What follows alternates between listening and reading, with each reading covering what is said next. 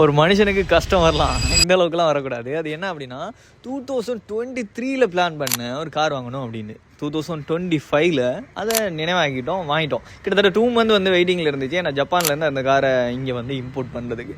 So அதுக்கப்புறமா அந்த வெயிட்டிங்லேருந்து வாங்கியாச்சா. வாங்கினது வந்து பார்த்தீங்கன்னா வாங்க பேசிக்கிட்டே போகலாம்.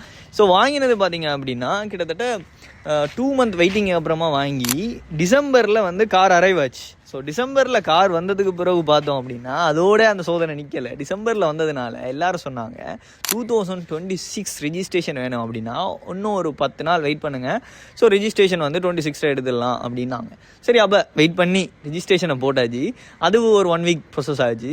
ஜனவரியில் வந்து சொன்ன மாதிரி கார் நம்பர் பிளேட்லாம் வந்துட்டு ரிஜிஸ்ட்ரேஷன் முடிச்சு.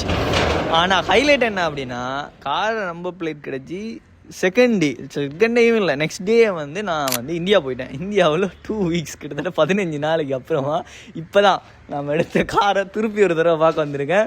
வாங்கினது மட்டும்தான் தாமதம், வெளியில் எங்கேயும் போகக்கூட கிடையாது. ஸோ ஆஃப்டர் லாங் டைம் இந்த கார் எடுக்கிறோம். ஸோ இது ஒரு சேடான நியூஸாக இருந்தாலும் ஹாப்பி டு சி நம்ம பைக்கில் பார்க்கும்போது. ஸோ எனக்கு ஷேர் பண்ணணும்னு தோணுச்சு. ஸோ அதனால் ஷேர் பண்ணேன்.